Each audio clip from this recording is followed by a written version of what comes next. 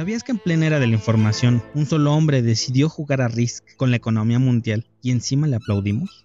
La agenda del presidente Donald Trump es clarísima: volver a los Estados Unidos una superpotencia de nuevo. Eso tras sus constantes declaraciones con respecto del resto del mundo, su intervencionismo voraz y la guerra económica que intenta implementar con los socios comerciales que considera piezas clave para imponer su plan.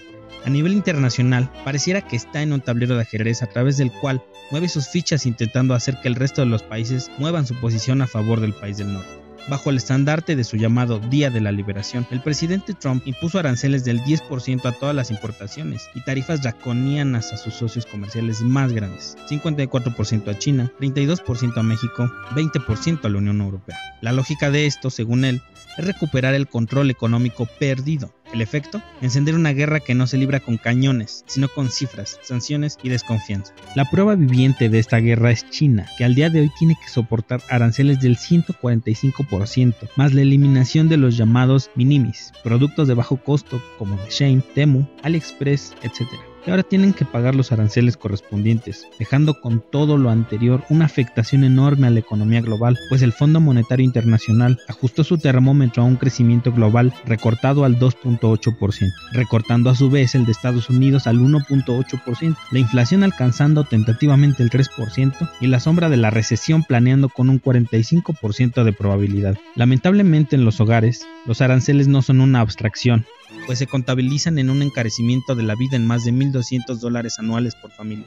La bolsa de valores de Nueva York se desploma con más de 4,000 puntos perdidos en el Dow Jones, arrastrando a otras instituciones bursátiles del mundo, como si la economía misma sufriera vértigo. Y es aquí donde se pone más interesante esta partida de ajedrez sin damas, debido a que poco tiempo después de haberle impuesto a China estos aranceles estratosféricos, el gigante asiático respondió con un arancel general del 125% y bloqueos económicos estratégicos. La Organización Mundial del Comercio advierte sobre un 80% menos de comercio bilateral entre los dos gigantes, fragmentando el mundo en bloques, como en la Guerra Fría, pero ahora sin ideologías, solo intereses. México y Sudáfrica sufren, los mercados emergentes se encogen, la incertidumbre se exporta como un nuevo producto estrella. Por otro lado, con respecto al intervencionismo de Trump, y aquí sí hago referencia estrictamente al país de México, el problema de la inseguridad en el país es aprovechado y explotado hasta donde es posible por este personaje para imponer sus reglas del juego, intentando hacer que México pierda su soberanía, lo cual no es nuevo en él, ya que cuando fue presidente por primera vez ganó muchos seguidores y popularidad a través de sus comentarios xenófobos, comenzando con deportaciones masivas, recorte en los gastos de salud para los no nacionales y reforzamiento de los candados para tener una estancia legal en el país.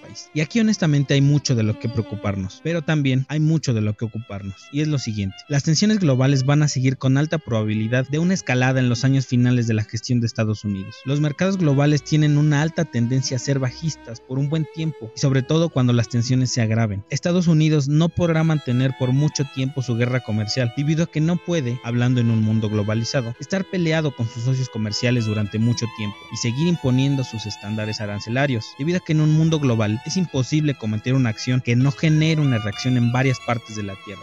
Bajo este sentido, ¿qué podemos hacer? Y esto no solo lo digo para mitigar o aminorar las amenazas de Estados Unidos, sino como praxis diaria para la mejora de la civilización. Regularmente, como ciudadanos del mundo, no nos damos cuenta de la relevancia que tenemos. Probablemente, si no has profundizado en estos estudios, no sabes que el gobierno solo es un actor más, no es multipotente, no tiene los recursos humanos ni materiales que dice tener, y sobre todo, no cuenta con los conocimientos técnicos para afrontar los problemas generales del país del que se trata. Poniéndolo en términos más simples, los gobiernos nos necesitan. Eso sí, de acuerdo a estas teorías administrativas, los gobiernos nos necesitan ignorantes y sumisos, pues así no tienen que lidiar con nosotros.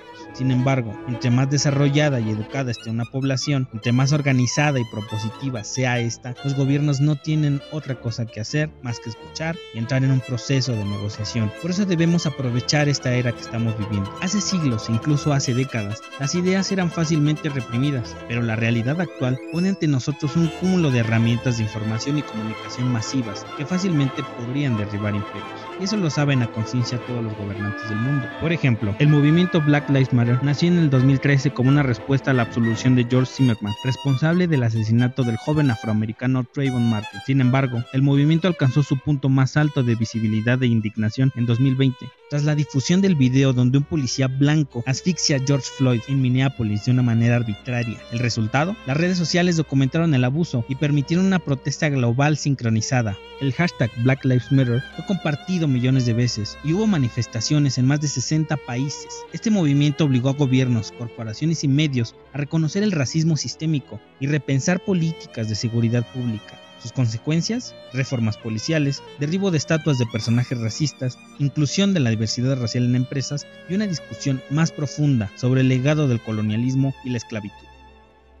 El hashtag MeToo alzó la voz global contra la violencia de género. Aunque la frase MeToo fue creada en 2006 por Tarana Burke, fue en 2017 cuando explotó con este movimiento tras las acusaciones públicas contra Harvey Weinstein, un poderoso productor de Hollywood. Actrices como Alyssa Milano popularizaron el hashtag, creando un espacio donde las mujeres de todo el mundo compartieron sus experiencias de abuso y acoso sexual. El resultado, lo que antes se quedaba en silencio se volvió visible y público. Las redes sociales funcionaron como una corte moral colectiva que presionó para la rendición de cuentas, incluso en figuras de alto perfil. Sus consecuencias desencadenaron en reformas legales en varios países, renuncias masivas de figuras públicas, nuevas normativas de acoso en espacios laborales y una redefinición global del consentimiento y la cultura del silencio. La primavera árabe, la chispa digital que incendió dictaduras. Entre el 2010 y 2012, una ola de protestas comenzó en Túnez, tras la autoinmolación de un vendedor ambulante humillado por la policía. Este acto desesperado, captado por celulares y difundido en redes sociales, desató una revuelta que pronto se expandió a Egipto, Libia, Siria, Yemen y otros países del Medio Oriente y África del Norte. El resultado: por primera vez, ciudadanos de países con regímenes autoritarios utilizaron redes sociales como Facebook y Twitter no solo para organizarse, sino para transmitir al mundo en tiempo real los abusos del poder. Fue un punto de quiebre para la política tradicional, donde la información ya no estaba bajo control estatal. Sus consecuencias: derrocamiento de líderes como Ben Ali en Túnez, Hosni Mubarak, Egipto, y Muammar Gaddafi en Libia. Reformas políticas parciales en otros países y la aparición de una ciudadanía digital empoderada. Aunque algunos países cayeron luego en conflictos o regresiones autoritarias, la primavera árabe marcó un antes y un después en la forma en la que los pueblos pueden enfrentarse al poder, mostrando que una revolución también puede comenzar con un título. Por eso mismo que acabo de comentar, las dictaduras hoy en día no deberían instaurarse, y en caso de que se instauren no deberían durar décadas, como duraban en el pasado, por la velocidad a la que todo fluye hoy. Entonces, vamos a organizarnos, hagamos asambleas, congresos, iniciativas, marchas, colectivos en pro de la sociedad, y cambiemos a cada momento y para mejor el rumbo de nuestra historia. Déjame tu opinión en la caja de comentarios. ¿Estás de acuerdo o exagero? Comparte este video con alguien que aún cree que el poder siempre tiene la razón. Suscríbete si quieres más análisis de este tipo. Activa la campana para no perderte el próximo capítulo de esta partida geopolítica. Y recuerda, pensar distinto no te hace radical, te hace consciente.